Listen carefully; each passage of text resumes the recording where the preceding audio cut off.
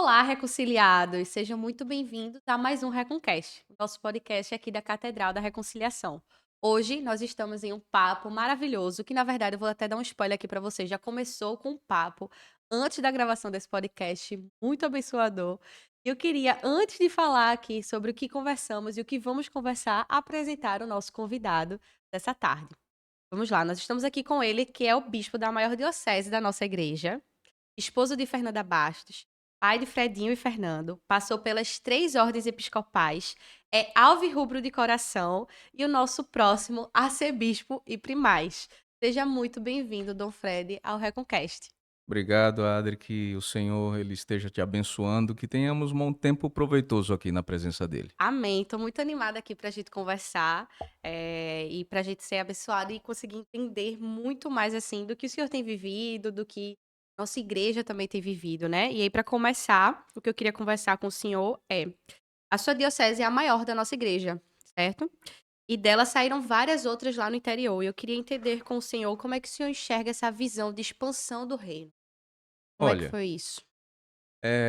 eu sou oriundo da Catedral da Trindade, né? E eu cheguei ali aos 5 anos de idade. Então, Dom Paulo, ele é o meu pastor desde os meus 5 anos de idade. Sim. E assim, eu particularmente tenho Dom Paulo, né, como o maior evangelista que eu conheci na minha vida, né? E eu diria talvez até realmente do Brasil. É uma pessoa que com a visão sempre de alcançar vidas para Jesus, né, e realmente ele tem uma frase que ele diz assim: "A gente põe o pé e Deus vai colocando o chão embaixo". Então eu sempre vi isso acontecendo. E não tem como, na minha formação, eu não ter carregado isso, né, e foi plantado em mim pela vida dele. Então assim, quando eu fui, pra Vitória de Santo Antão, eu já tinha, assim, um know-how de muitos dos nossos ministérios, né, Quando o senhor foi para lá, era paróquia ainda? ponto de pregação. Ponto de pregação, hein? É, eram cerca de 20 pessoas que Caramba. se reuniam ali e, com pouco tempo, graças a Deus, o Senhor, ele deu crescimento. Eu lembro que a primeira confirmação que nós fizemos, né, que não tinha ninguém confirmado ainda, Uhum. foram 91 pessoas, né, o É muita que gente para a primeira confirmação. muita gente, muita gente. E logo em seguida eu procurei implantar o cursilho, e eu vou lhe Sim. dizer, realmente é um ministério que nasceu no coração de Deus, o cursilho de cristandade. Pedi autorização na época a Dom Paulo, e ele deu de pronto, e nós plantamos o cursilho. E o cursilho é o que nos tem feito, assim, crescer muito, né. Além, eu entendo, de um discipulado de perto, que eu procurei fazer com a equipe que eu fui montando ao Uhum. longo do tempo, né. E assim, teve uma vez que eu fui falar no CETEC, lá em Recife, e um dos seminaristas até perguntou assim: "Mas Dom Fred, o senhor prepara as pessoas e depois manda para longe do senhor e Aham. tal?" Pois O reino de é, Deus é isso, o né? reino de Deus é isso. Eu disse: "Olha, eu era lá da Trindade, eu fui para Águazinha, depois eu fui para Setúbal, depois eu fui para Maceió, depois eu fui para Timbaúba, depois eu fui para Vitória", Caramba. né. Então assim, a minha experiência é de ser enviado, né. E agora mesmo nosso coadjutor lá em Vitória, o bispo Felipe, né, ele chegou lá na igreja, eu costumo dizer, o bichinho era tão magrinho que o pijama dele tinha só uma listra. Se tornou um homem caminhando comigo, discipulei Felipe, mentoreei Felipe, Uhum. porque eu costumo dizer assim, ele é um dos 3 bispos que ali foram treinados, né, Aham. porque assim, foram mentoreados realmente. E teve uma fase que ele foi pastor de juventude nosso, mas eu digo: "Esse rapaz ele tá pronto". E para aquela história do pai, né, Uhum. que vai fazendo, olha, faz, olha, agora voa. Sim. Então houve uma necessidade e eu tive que enviá-lo para Caruaru. Foi uma lacuna que se abriu na catedral, porque ele tinha uma liderança muito forte junto à juventude, né, mas foi também um momento de também de preparação, E forjar de ele, né, forjar pra ele agora longe dessa paternidade, né, aham. dessa E foi o que sempre Dom Paulo presente. provavelmente fez com os Sim, é, pais, né, justamente. Então, assim, a visão sempre foi essa: a gente prepara, pra envia multiplicar e para nunca dividir, multiplicar. né. Exatamente. Amém. E quais são os principais desafios que o senhor enxerga, nessa multiplicação? Olhe, principais desafios, eh, um desafio grande realmente é financeiro, né, porque o povo ele precisa entender que o ser dizimista é um grande privilégio da gente, né. Deus nos deu esse privilégio de nós estarmos contribuindo com a obra dele. Então falta ainda essa consciência. Além do que, eh, a gente precisa entender que o dízimo, ele é de Deus. Na verdade, tudo vem dele. E aí tem gente que às vezes quer, tipo, administrar o que diz meu dízimo. Sim, E não é meu, é do Senhor. Então, isso acaba gerando uma série de dificuldades, mas vão sendo vencidas. E o sim. Deus que é dono do ouro e da prata, ele vai suprindo, né? Tanto que tem suprido. Uma outra dificuldade que eu vejo é realmente assim, da gente preparar pastores, né? Nós, graças a Deus, nós tivemos lá em Vitória e vemos tendo um boom de vocações, né? Tem surgido muitas vocações, mas as comunidades elas têm surgido antes que a gente consiga formar mais esses pastores, Sim, a né? necessidade de implantar novas igrejas. Isso. E aí a gente vai instituindo ministros comissionados, né?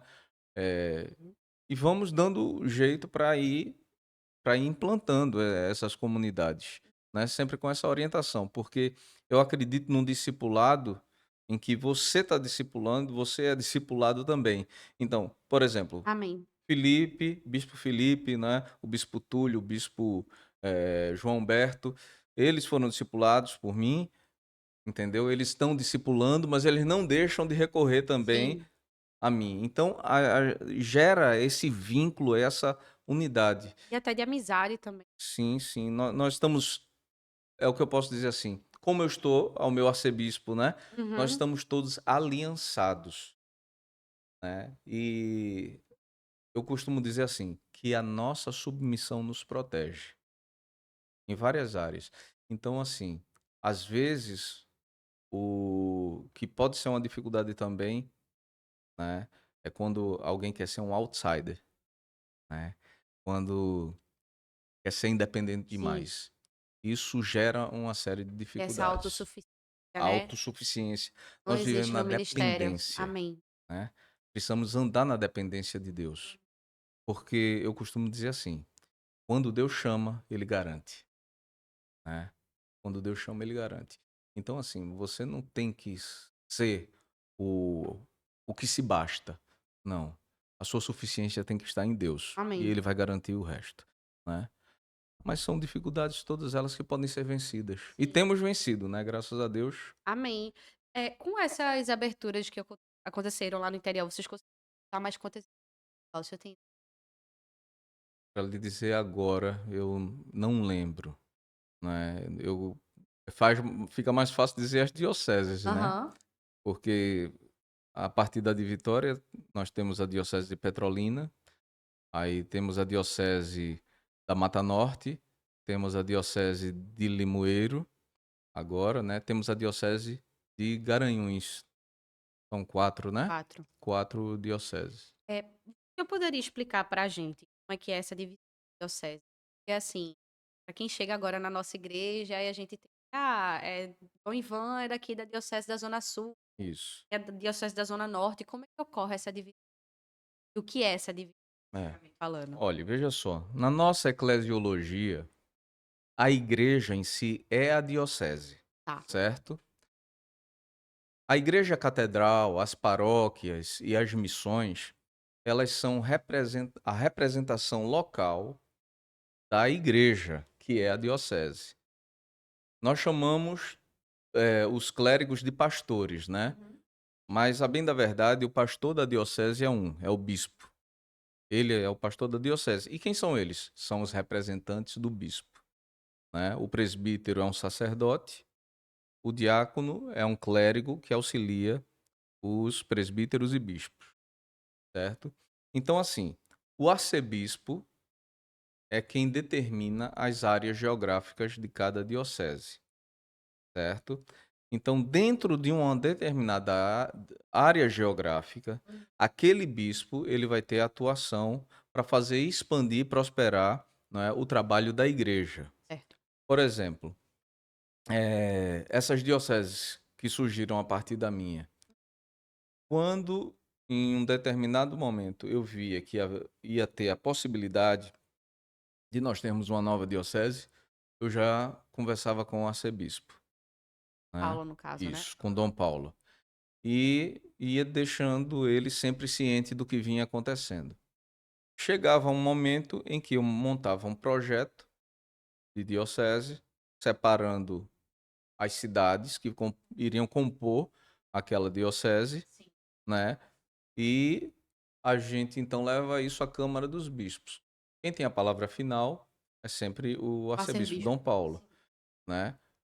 Mas como ele participa de todo o projeto, então assim, era mais uma questão realmente de apresentação de tudo isso aos Hierárquica também, bispos. né? Essa É, questão da submissão que falou de isso, respeitar os processos e isso, hierarquicamente falando cada isso. pessoa. Então, nós fazíamos esse projeto, apresentávamos. Na nossa igreja, para se ter uma diocese, você tem que ter pelo menos 4 igrejas locais, Uhum. certo? Certo. Uma que vai ser a igreja catedral e pelo menos mais 3, ou paróquias ou missões. Não importa Entendi. isso, mas tem que ter 4. É, depender vai ocorrer nas geográficas. Isso. Na nossa igreja, uma diocese, ela não pode passar do número de 30 paróquias ou igrejas, de modo geral, paróquias ou missões, né? Nós colocamos isso porque dá muito trabalho, né? Eu ia falar isso agora, É, deve dar dá pouco muito trabalho. trabalho. Há uma recomendação, se não me falha a memória, de a diocese ir até 25, não podendo passar de 30. Entendi. Então, entre 25 e 30, né, é, É o seria recomendado, é o né? recomendado. Perfeito. Falando ainda sobre essa questão de a diocese e a líder, mas eu queria, a gente estava conversando agora há pouco sobre o formou multipastor. Uhum, Eu queria enxergar com o senhor aqui que falasse qual é a importância que o senhor vê na formação de líder. Inclusive, eu não sei nem se o senhor viu, lançou um filme recentemente chamado A Forja. sim, E o assisti. senhor assistiu e ele Assisti. mostra exatamente isso, né? A importância do lado, da mentoria ali 1 a 1, de formar pastores. Eu compartilhasse um pouco sobre isso, a importância dessa. Olha, a importância é total, né? É total, ainda mais num tempo, como a gente estava falando anteriormente aqui, né, dessa crise de identidade que se tem vivido, né? Um pastor, um bispo, ele tem que ser referencial da comunidade, Uhum. né? Como homem de Deus, mas como um homem completo Amém. também, né? É aquele que é pai, é aquele que é esposo, é aquele. Não que um pastor não possa ser celibatário, solteiro, mas ele tem que ser um homem total, ter honra, uma só palavra, integridade, né? Ou seja, o que a Bíblia realmente Sim, recomenda, todos os né? princípios que a Todos esses Bíblia. princípios, mas ter uma liderança. Ele precisa ter uma liderança. E a Sagrada Escritura nos ensina assim que ferro com ferro se afia. Então nós precisamos de pessoas que nos ajudem, né, a construir essa identidade em Deus, né? É realmente passar por um processo de forja, Aham. né? De você ir lá, tá batendo no ferro, tá moldando o ferro, afiando, até que passe por esse processo todo. Então é extremamente necessário Necessário, né. passar por esse processo, né?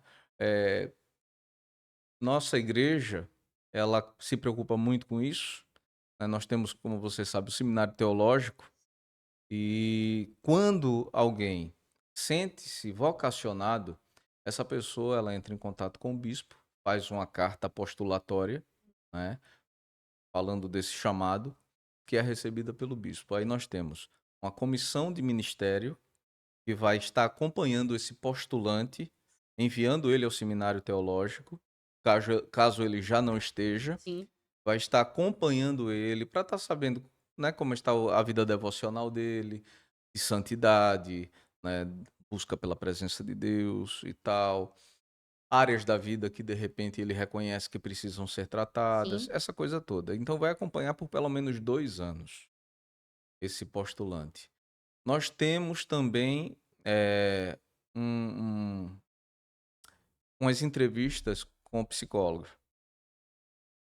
E vai ter assim, a gente vai ter um conhecimento do perfil psicológico daquele postulante. É de temperamento e tudo mais, né, pra conseguir Exatamente, entender como é que vai ser a pessoa pra se comportar dentro da tipo de exatamente, pastor, porque assim, a gente forma pastores, mas nem todo mundo tem o dom de pastorear pessoas, né, às vezes é o dom exatamente, de mestre, evangelista, exa mas exatamente. E a gente tem também uma junta de capelães examinadores, que já é um processo já perto do final. E o que é essa junta de capelães examinadores? São as pessoas que vão estar examinando os postulantes depois que eles estão chegando já no final da sua formação, para ver assim a questão de consistência teológica deles, né? Se realmente estão bem preparados e tal. Pode mandar até voltar para fazer, ó, você está fraco nessa área, sim, enfim. vai se Agora, dedicar mais, né. todo esse processo que ele vai passar não garante ordenação. E Certo. eles ficam cientes, né, disso, de que nada garante a ordenação. Mas todo postulante tem que passar por esse processo. Então, assim, veja que nós estamos trabalhando, estamos forjando esse postulante que vai ter que estagiar em paróquias de diferentes, assim, realidades. Isso é muito Sim. importante. Comigo foi assim, eu Aham. passei por umas 4, paróquias de realidades totalmente diferentes, até eu poder ser, ordenado, né. E Uhum, depois de ordenado, passei por outras tantas também, uhum. mas isso vai ajudando a gente a saber lidar com situações diversas, né. E quando o senhor fala assim, a gente tá falando aqui agora muito na questão até, eclesiástica, assim, Sim, né, da formação da nossa igreja. Na formação desses pastores como homens, né. é, A gente sabe que a nossa igreja, a gente não ordena mulheres, isso. eu acredito que seja uma formação até de caráter completamente diferente. Como é que o senhor enxerga que deve ser a participação e a formação desses homens que vão vir a ser ordenados? Como É o seguinte, como é que o senhor enxerga que deve ser o acompanhamento de um bispo, o que o senhor hã, estava falando aqui, né, de um bispo na formação de caráter, porque o si seminário teológico prepara eles para pastorear uma igreja, isso. mas precisa de um acompanhamento para ver o caráter de um E homem de Deus, para se é. tornar um pastor, para se tornar um bispo. Pois é. Então, assim, a gente tem, nós bispos, né? Nós precisamos ter um olhar muito especial para esses postulantes, né? E que são futuros pastores, Sim, né? Uma boa parte serão aham. pastores.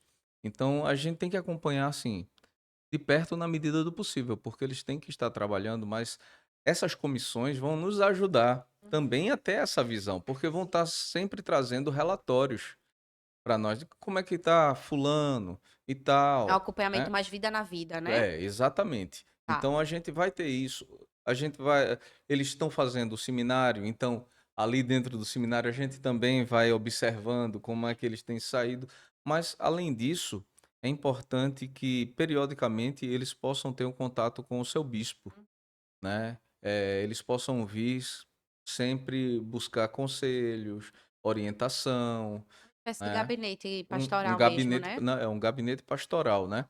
Mas a gente procura também promover momentos de integração, né, com eles. Eh, lá em Vitória, a gente faz toda a sequência da Semana Santa. E na quinta-feira, né, nós temos a renovação do voto do clero, onde os pastores, eles fazem essa renovação dos seus votos sacerdotais, né, ministeriais. E eu peço que todos os postulantes, eles estejam presentes nesse momento. E depois a gente tem um almoço com o bispo, e tal, eles estão presentes também ali naquele momento. É É, importante para observar como é que é toda essa movimentação e conhecer, né, as isso, e pessoas. criar esse laço de afinidade, Sim, né, com o bispo diocesano deles, porque senão a gente pode cair naquela coisa. Você sabe que na nossa igreja o bispo ele é o pároco da sua própria igreja catedral, né? uhum, E em outras igrejas de tradição episcopais, né, não são assim, não é assim. O bispo tem a igreja catedral, né, que tem um pastor local ali que vai estar cuidando, e o bispo ele passa a ser um burocrata. Ele está sim, cuidando só de questão administrativa da diocese. E aí isso afasta muito o coração dele desse clero. Então ele tem que estar com esse coração ligado ao seu clero, né? acho de E eu vou lhe dizer uma coisa. Eu tenho uma feliz experiência na Diocese de Vitória. Eu passei por muitas dificuldades já, né, com alguns pastores, mas todos os que foram formados por nós têm sido refrigério na minha alma, Amém. Coisa sabe? boa. Não temos tido de dificuldades. Problemas todo mundo tem, todo mundo é gente, né? Sim, Somos falhos.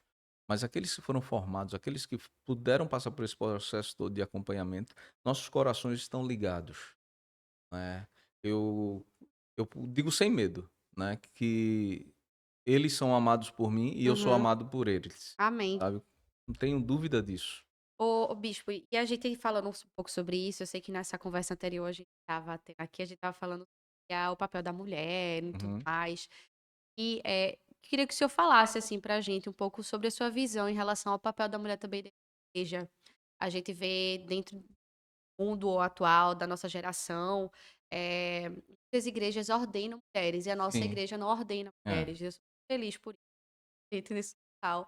Mas o senhor vai ser nosso futuro arcebispo. Eu queria que o senhor falasse um pouco de como é Hum. que a gente enxerga isso como igreja.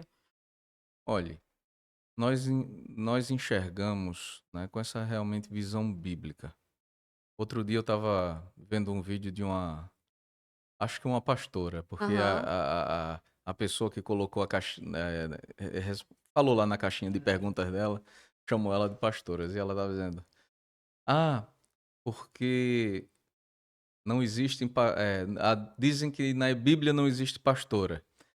Aí estava lá escrito, e vieram os rebanhos e as pastoras deram água ao rebanho. Não é Sim, disso que se trata, né? Nós estamos tratando ali, nós estamos falando de questões de sacerdócio, né? E você não vai encontrar nem quando Deus institui o sacerdócio arônico, né, na Sagrada Escritura, você não vai encontrar nem mais atrás quando Abraão ele dizima a Melquisedeque, que sim, queira ou não é um ícone de Cristo, né? Porque ele era rei e sacerdote, sim, né? Nem você vai ver depois, posteriormente, na igreja primitiva, né? A figura da sacerdotisa, sim. né? O que houve na igreja primitiva foi o quê? Foi a ordenação de diaconisas com uma função específica, porque o diácono é um clérigo, ele é um clérigo, certo? Mas ele não é sacerdote. Ele Tá é completo. aquele que exerce o serviço, a Perfeito. diaconia, né? A gente costuma dizer assim que o presbítero é da porta para dentro do templo, o diácono da porta para fora e auxilia no serviço do templo. Perfeito. Então, na igreja primitiva houve uma dificuldade com a relação ao batismo, Sim. porque o batismo não era como a gente faz hoje em dia. Hoje em dia, quando a gente batiza, né, e a gente unge com óleo. Aham. Só que antigamente não, você passava óleo no corpo todo da pessoa. Na igreja primitiva tinha aqueles diáconos. Como é que ficava a situação das mulheres? Criou-se uma dificuldade, porque tinha que passar óleo no corpo das mulheres. Então, para o batismo, houve, né, Essa instituição essa das mulheres diáconas, né? mas nunca sacerdotisas, entendeu? Entendi. Eh, a gente tem liderança, o papel da mulher é importantíssimo na igreja, Uhum. né. Nós tínhamos lideranças, eh femininas na Sagrada Escritura. As mulheres deram um apoio tremendo ao ministério de Jesus. A gente não pode negar isso de Sim, forma nenhuma. Não, as mulheres são uma mão de obra poderosa na mão do Senhor, né? As mulheres sábias, elas têm, né, um ensino muito importante, principalmente para as mais jovens, né? sim. Nós vemos assim, é, é, o legado deixado, né, pela mãe e avó de De Timóteo Timóteo, na assim, vida dele, né? Que coisa tão importante. O pai dele não era um crente, né? Mas ele foi instruído por grandes mulheres de Deus, né? exatamente. Então, assim, a mulher tem um papel importante, mas a gente só vai encontrar o sacerdócio feminino no paganismo. A gente não encontra em, em tempo nenhum, nem no judaísmo, nem no cristianismo. Não é isso. Isso é uma coisa moderna, que surge E até mais depois. ocidental também, Sim, nossa cultura daqui do sim. Oriente. É. E isso vem muito, Adri, com o advento do feminismo, né? Que foi uma maneira que o feminismo começou a entrar na igreja. E se tem uma coisa que é nociva à fé, não, à fé cristã, é o feminismo, né? Aí alguém A pode. estrutura da família. Pois é, há uma ruptura, um rompimento. Então, assim, realmente nós não ordenamos mulheres. Aí alguém pode dizer, mas então mulher não pode ensinar? Pode, ela tendo um pastor que esteja orientando ela e tudo, claro que ela pode ensinar. Ela vai passar aquela instrução de acordo com a visão teológica, né, da igreja. Então ela vai estar Uhum. segura. Aquela história que eu falei, Sim, da minha submissão me protege, né? perfeito. Ela vai poder pregar? Sim, ela vai poder pregar. Nós temos vários ministérios aí que as mulheres estão pregando, né? Agora sim, elas não vão ordinariamente pregar, por exemplo, no culto. Por quê? Nós temos os pastores para estar ensinando no culto. Agora, extraordinariamente, Dia Internacional da Mulher, tem problema da mulher pregar? Não. Sim. Dia das Mães, de repente eu quero que minha esposa dê uma palavra no Dia das Mães. Perfeitamente. Eventualmente a gente É, tem mulheres assumindo o púlpito para pregar a sim, palavra de Deus, sim. eventualmente. Não deve ser a regra, entendeu? Porque realmente o magistério, ele é dado ao Perfeito. homem, biblicamente falando, é isso. Agora, é possível, né? Claro. Lá na minha catedral, às vezes, Fernanda, minha esposa, Uhum. prega, né? É, aqui, né, às vezes tem mulheres que pregam Sim. também, né?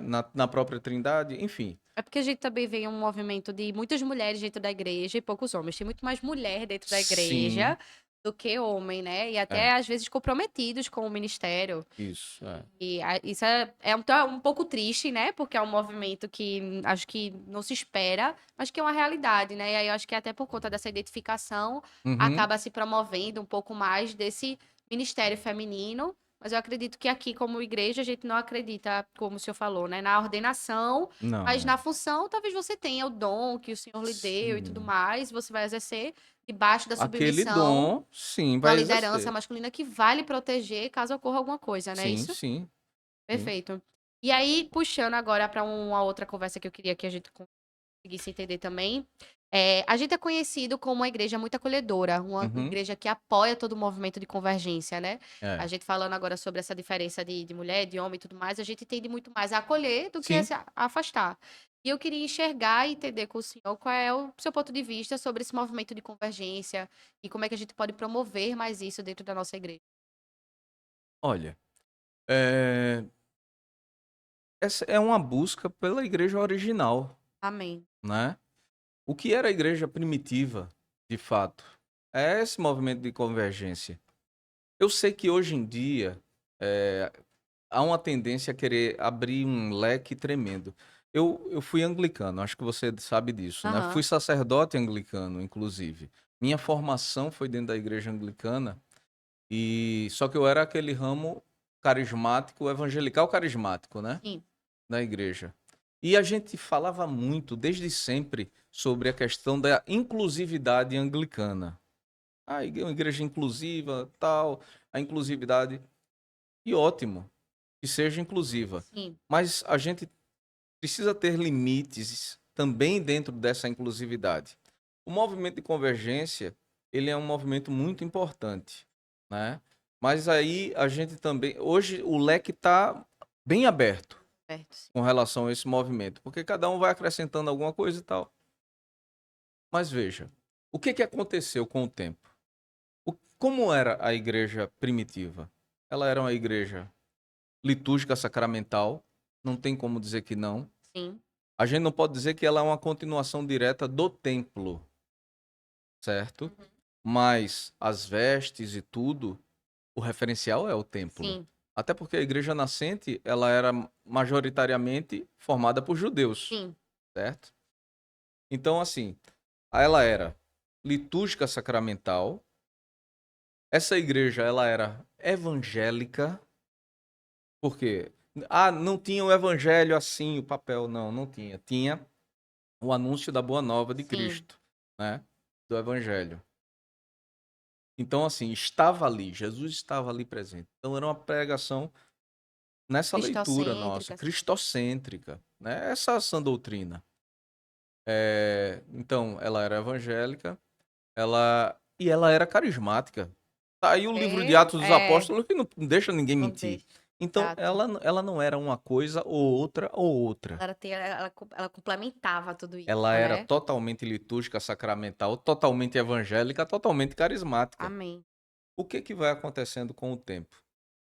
Nós vamos nos dividindo, infelizmente. Eu acho que isso fere muito o corpo de Cristo, essas sucessivas divisões. Eu acho que todo cristão deve sonhar com o dia que seremos um só rebanho com um só pastor, né? O caminho é esse. A gente deve caminhar para convergência, Amém. para unidade do corpo. E aí o que que acontece? Você vai vendo com o passar do tempo, algumas comunidades vão dando uma ênfase maior, por exemplo, a parte litúrgica é sacramental. O sacramento pelo sacramento fez, tá tudo bem, né? Tanto que existem algumas denominações cristãs que são de uma linha litúrgico-sacramental, e sequer sermão você tem, porque a liturgia é o sermão, por assim dizer. Sim. Aí se faz a liturgia. Você, pronto, na nossa colonização, né? Antes até da colonização, na época do descobrimento, vieram para cá os jesuítas, né? Da ordem católica romana, né. Isso. O que que eles faziam? Aí pegava aquela ruma de índio, aí batizava todos. Jogava aquela água, Aham. tá batizado em nome do Pai, do Filho e do Espírito Santo. Aí os índios iam embora, depois ia adorar Tupã de novo, Sim, né? Aí o que é isso? É o rito pelo rito, sacramento pelo sacramento, sim. né? Então, houve uma ênfase aqui. Aí a gente vai ter o quê? Depois da reforma protestante do século XVI, você vai ter, não, o pessoal que é o da palavra, que diz, né? O Reformado, evangélico, sim. os reformados. Aqui, né, essa turma aqui, tal. Nada de sacramento. Chegou a um ponto de que nem aliança os protestantes usavam durante um tempo. Os puritanos, por exemplo, eles não gostavam nem que se fosse chamado de pastor, né, não É, tinha nada dentro disso. nada, nada. Era um salão com Uhum. cadeiras e nada. Uhum. Nem cruz, nem coisa nenhuma. Sim. Né? Então se despiram totalmente. Né? Uhum. Veja, quando o menino tá sujo, a gente limpa ele, né? E joga a fralda e o resto fora. Mas deixa o menino, não joga o menino com bacia, né? É, Tudo limpa, fora. deixa ele Deixa cheirosinho ele e acabou, cheirosinho. sim. Então, a gente, mas aí o que que fizeram? Jogaram tudo fora, Sim. né? E aí você vai ter depois o movimento, né? Que surge lá nos Estados Unidos, na Rua Azusa, né? Que foi um avivamento que teve lá, né? E aquilo começa muito por influência também dos negros americanos, né? Que já trazem daquela espiritualidade deles o, a coisa, às vezes até de um transe mesmo, Sim, né? Mas mais houve um transcendente e tudo movimento, mais. uma coisa mais transcendente. Só que eles tiveram uma experiência com o evangelho da salvação de Cristo, Uhum. né? E, queira ou não, aquilo fez com que houvesse essa busca pelo transcendente, pela experiência que veio a ser essa chamada experiência pentecostal, Sim. né? E, e aí você vai ter os pentecostais. e grupos carismáticos. Que nasceram um pouco depois desse movimento da Pouco Rua Azusa, depois, sim, exatamente, você vai ter os evangélicos, você vai ter os litúrgicos sacramentais, sim. né? E cada um que aqui e ali tem suas diferenças um com o outro e não se unem, porque parece que às vezes dá choque, Não dá né? para simplesmente entrar e É. Então, o movimento de convergência, primeiro, o que é que faz? Ele dá uma olhada para a história da gente. Todo mundo tem uma raiz, vamos dizer assim, uma raiz espiritual em comum. sim, Essa igreja primitiva, né? De onde vem a Igreja Católica Romana, a Ortodoxa, de onde vem a Igreja Anglicana, as episcopais de modo sim. geral, de onde vem eh, as igrejas reformadas, Luterana, tudo luterana, enfim. E os pentecostais também. Então, quando a gente olha, por exemplo, a Assembleia de Deus, né? A Assembleia de Deus, eu esqueço toda vez o nome daqueles dois irmãos. E eles saem da Escandinávia, eles vão, né? Para os Estados Unidos, eles têm uma experiência John Wesley? carismática. Não, não, não. Não. Ah, o Aí eles são. Aí John Wesley é da Igreja Metodista. sim. Ele é. Que na verdade morreu anglicano, viu? Foi? Foi. Ele Não morreu sabia, vou anglicano. precisar Sacerdote procurar. anglicano, é. E, e aí esses irmãos, eles vão para os Estados Unidos, ali eles têm uma experiência pentecostal. E ele começa a orar em língua, e orando em línguas, Uhum. aí começa a falar parar, parar, parar, parar, parar, e não sabia o que era parar, parar, parar. Eles procuram no mapa se tem algum lugar chamado Pará. Hum, Aí quando olha, Brasil. Eles vêm para o Brasil, se juntam ali a uma igreja batista, que é né? onde nasce Só que como eles tiveram essa experiência pentecostal, sim, né? Aí eh, alguns aceitaram aquilo, outros não. uhum, Há uma ruptura e eles formam então a Assembleia de Deus, sim, né? E esses irmãos, aí sim, eles eram metodistas. E a igreja metodista, queira ou não, ela vem da igreja anglicana, porque Wesley era anglicano, sim, né? É uma igreja que tem bispos e tal, e a experiência deles era essa. Se você olhar, por exemplo, a eclesiologia da Assembleia de Deus, é uma eclesiologia, na verdade, episcopal, com outros nomes. O pastor hum, é um pastor presidente. Quando tem numa cidade, uma igreja Assembleia de Deus, tem o pastor da cidade e as várias comunidades que tem na cidade, sim, tem o presbítero, que não é como o nosso ordenado, não é o sacerdote, mas está ali presente representando o pastor principal, né? E eles cuidam dessas comunidades em torno. Então, a igreja principal é a catedral onde está o pastor sim. presidente, que seria o, entre O aspas, bispo, bispo, aham. e tá ali a outra, o resto da Só a representação. nomenclatura que é diferente, né? Mas você veja, então existe uma raiz comum em todos nós. Amém. Então o movimento de convergência ele procura olhar essa raiz original. E o que é que nós queremos ser? Nós que somos episcopais carismáticos, nós queremos ser essa igreja como ela era originalmente. Totalmente Amém. sacramental e litúrgica, totalmente evangélica e totalmente carismática. Amém. Amém. Eu amei que o senhor falou muito sobre a história da igreja. Eu acredito que a gente precisa tanto estudar sobre a história da É, igreja. É tão importante, né? A gente ter esse conhecimento que o senhor compartilhou aqui. E puxando esse ponto aí sobre nós sermos sacramentais, eu fiquei sabendo que o senhor gosta muito da tradição sacramental, litúrgica. Eu queria entender também o que é que o senhor enxerga do quanto isso tem valor para a gente como igreja. Porque, por exemplo, quando a gente estuda a história da igreja, a gente vê que toda parte tradição litúrgica servia muito de forma pedagógica para os sim, leigos, né? é, E hoje em dia acho que as pessoas esqueceram um pouco disso. Querendo ou não, a tradição litúrgica é pedagógica. isso. Faz a gente ter uma representatividade, uma ideia da nossa cabeça, que talvez se não tivesse nada a gente não. É. Eu queria que o senhor falasse um pouco sobre isso. Olha, é, é muito importante. Nossos seminários, inclusive, eles deviam dar uma atenção especial, né, nessa área, principalmente a formação de sacerdotes. Porque, veja, o que é o sacramento? Um sacramento é um sinal externo e visível. Você vê, você pega, você sente, né, palpavelmente. É um sinal externo e visível que traz dentro de si uma graça invisível, né? Então, é uma graça que ela é espiritual. E isso, né, hoje em dia o pessoal gosta muito de falar, isso é mistério, irmão, né? Pronto, isso é Sim, isso é mistério, irmão. mistério. A gente não sabe de que maneira a gente pode ser abençoado, e de várias maneiras. Nós podemos ser abençoados. O batismo mesmo é o nosso sacramento de iniciação, é a nossa porta de entrada na igreja, né? Ele nos torna filhos de Deus, co-herdeiros com Cristo, né? Herdeiros do reino dos céus, né? Então, assim, tem muita coisa envolvida nisso. Na Eucaristia também, nós somos nutridos do Senhor Jesus, né? Inclusive, na Eucaristia, nós não cremos na transubstanciação, que seria a transformação do pão em carne e do vinho em sangue. Nós não cremos na consubstanciação luterana, que o pão se torna pão e carne e o vinho, sangue e vinho.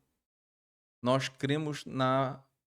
É parecido com o presbiteriano, mas não é igual, né? A presbiteriana é presença espiritual. Desculpa que já deriva um pouco da nossa, porque a nossa vem desde a igreja anglicana, que é a presença real. Amém. E o que é a presença real? O pão é pão, o vinho é vinho, a substância não mudou. Mas espiritualmente, é, Cristo está presente nos elementos e congregação comungante. Amém. Enxergo que é como se ele estivesse numa grande mesa com o Senhor e ele estivesse repartindo, pregando, e a gente estivesse ali na... E nós É somos isso? nutridos, né, Amém. pelo próprio Jesus. Então, assim, isso é uma coisa que é muito importante. É pedagógica, como você disse. Por exemplo, as cores litúrgicas. Você veja, as cores roxa é um tempo sempre autorreflexivo. Pode ser um tempo penitencial, e Sim, penitencial não é naquele sentido de você estar se castigando, não. E você lembrar que precisa confessar a Deus, né? Você ficar com o coração contrito pelas suas falhas e perceber a sua humanidade falha e caída.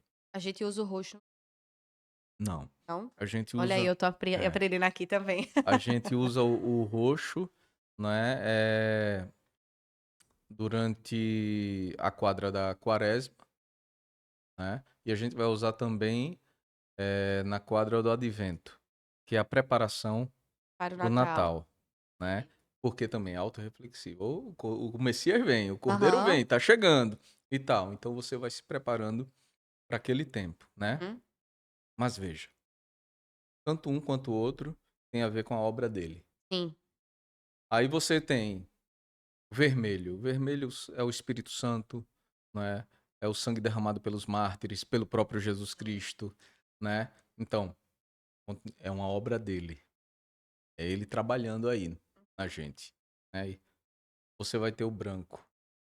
Branco é o quê? É alegria, festa, Celebração, sim. celebração. É a graça dele na sua vida. Então aquilo traz felicidade para você. É ele trabalhando. Aí você vai ter essa quadra que você chamou aí de É o tempo verde. comum, é o verde. Olha aí, acertei agora. É. Eu só não gosto de tempo comum. Ela Sim, tem esse nome, sim. mas tem outro nome que eu prefiro, porque o outro nome é tempo do reino, né? Por que eu prefiro o tempo do reino? Porque tempo comum. O É como termo se não tivesse comum nada. Aham. é porque é, é o maior período. A gente usa mais verde durante o ano todo do que qualquer Qualquer outra outra cor. coisa. Mas eu gosto de tempo do reino porque, como eu disse, todas as outras quadras onde nós usamos as outras cores, né, é Deus fazendo alguma coisa em nosso favor. Mas nesse tempo, é o tempo que aí é o nosso ID. Amém. Somos nós edificando o reino de Deus aqui na terra. É como se fosse um alerta de vamos fazer alguma coisa, né? Vamos pra É, cima. é esperança, Aham. entendeu? Estamos fazendo em Amém. nome dele, estamos construindo o que ele iniciou, é a obra que continua. Então a gente vai fazendo essa obra no nome do Senhor Jesus. É arregaçar as mangas, né? É não se deixar abalar pelas dificuldades. Então você veja, quadra de Pentecostes.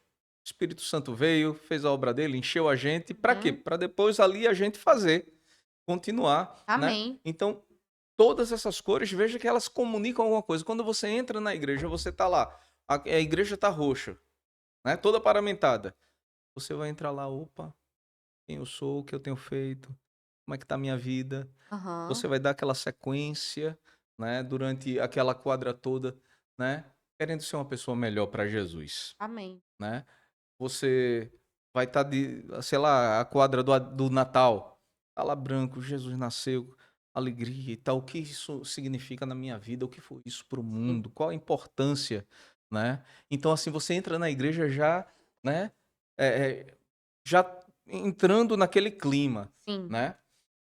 Então a liturgia ela é importantíssima. Você veja, é lógico, nós temos muito tempo, templos que foram adaptados, né? Porque graças a Deus a gente tem crescido. Algumas são as igrejas que têm o privilégio de poder ter construído o alicerce os seus Sim. templos. Mas veja que a gente sempre procura adaptar para o que é nosso, quando é possível. Se você olhar, geralmente nossas igrejas elas vão ter um pé direito alto, né? A altura do teto, Sim. né?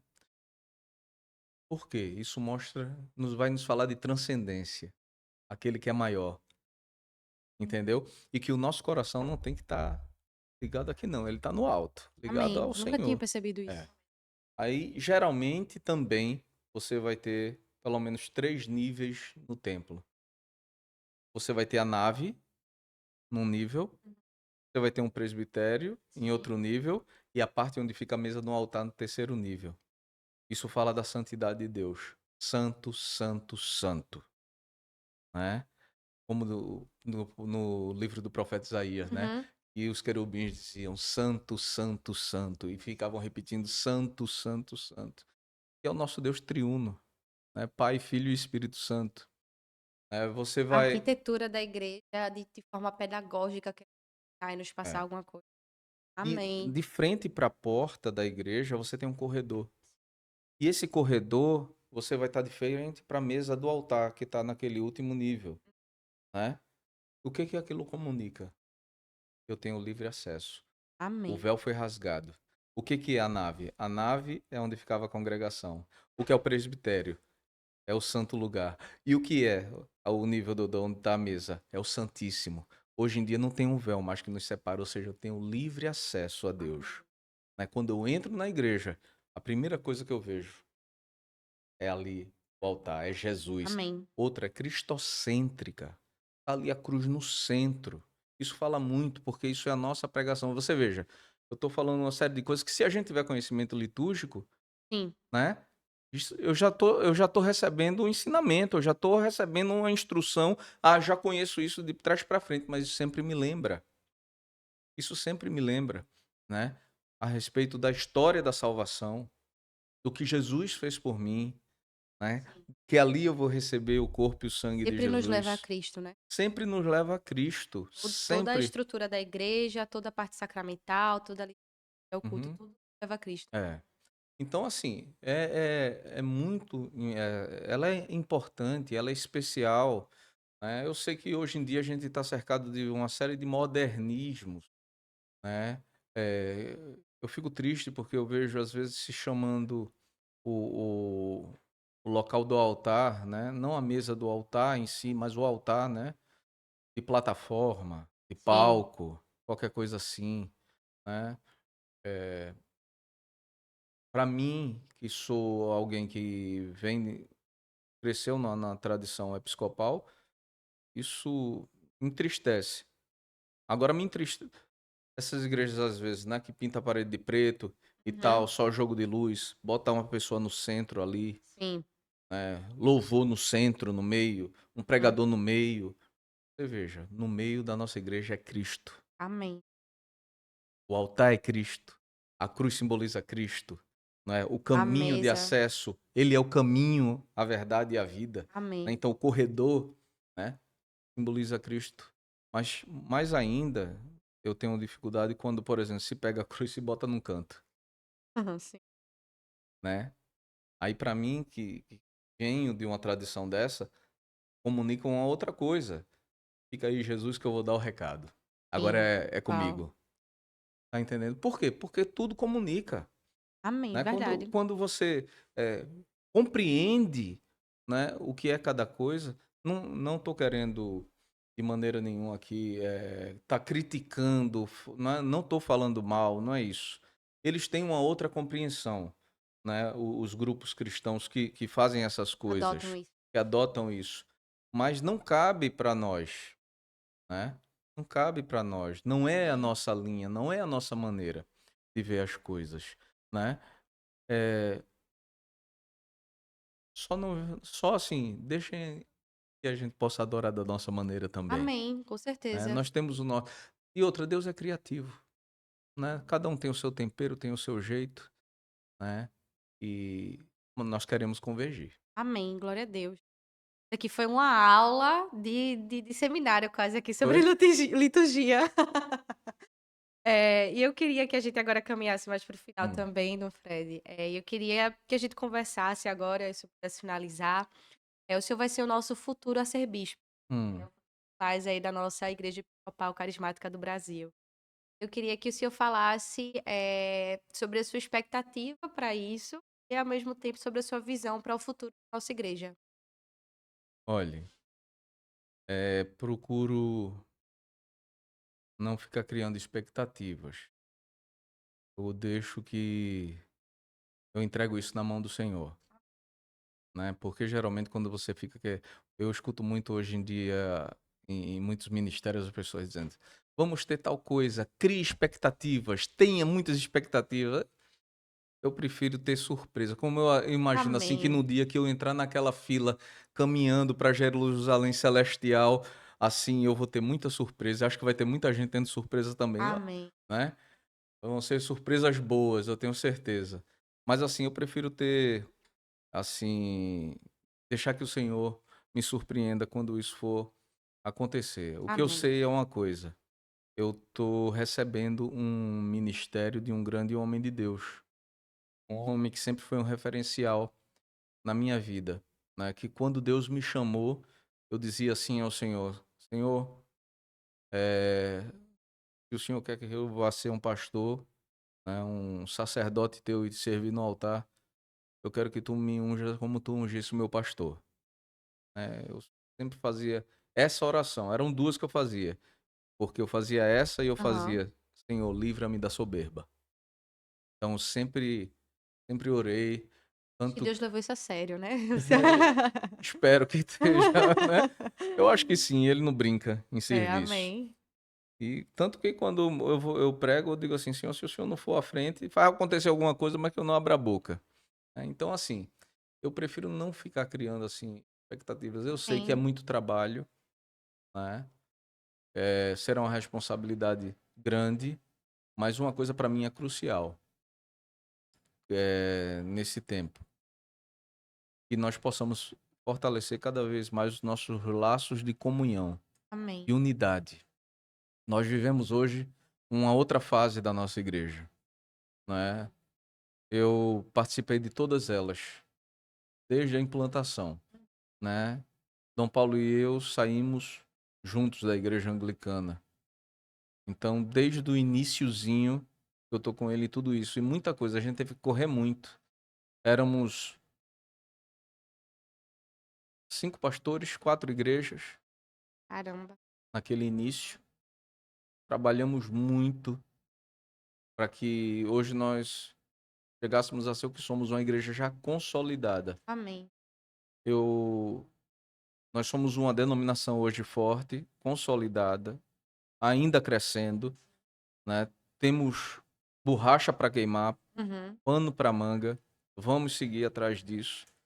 Mas eu quero que a gente possa agora sim realmente deixar um legado para as futuras gerações, Amém. né? Que essa história bonita ela possa ser conhecida pelos nossos filhos, netos, bisnetos, até o dia que o Senhor resolver voltar Amém. e resgatar, né, a sua noiva. Então eu quero construir uma marca de unidade, de Amém. comunhão, né, de amor entre todos nós. Que não haja competição como a gente vê em tantas igrejas. Não, nós somos uma igreja só. Amém. né? Que não hajam divisões entre o clero, que possamos andar no amor de Cristo, que possamos olhar o outro sempre com caridade, né? Com vontade de abençoar e fazer melhor. Então, assim, eu eu procuro assim sonhar dessa maneira, né? Agora, com quais são as expectativas com relação a isso tudo? Como vai ser, eu não sei. Eu só sei que eu estabeleci metas e objetivos, né? Uhum. E Deus vai dando a graça, Ele vai Amém. mostrando como é que a gente vai fazer isso. Mas em nome de Jesus vai fazer. Amém. Glória a Deus. Estou muito feliz com tudo isso que a gente conversou aqui. Agradeço demais a sua participação. Fui muito abençoada, aprendi muita coisa. Eu que agradeço. Desculpa porque a bichinha, eu passei, acho que Um desmarquei umas tempinho. 4 vezes com ela. Mas glória a Deus que deu o tempo certo e a gente conversou aqui. Fomos muito abençoados nesse papo. Eu espero que você também tenha curtido muito aqui a nossa conversa. E já fica o convite para próximas vezes aqui a gente vir falar sobre outros temas e sobre outros papos também. Tá certo, em nome de Jesus. Amém. Muito obrigada aqui pela sua presença e eu lhe vejo no próximo Reconcast.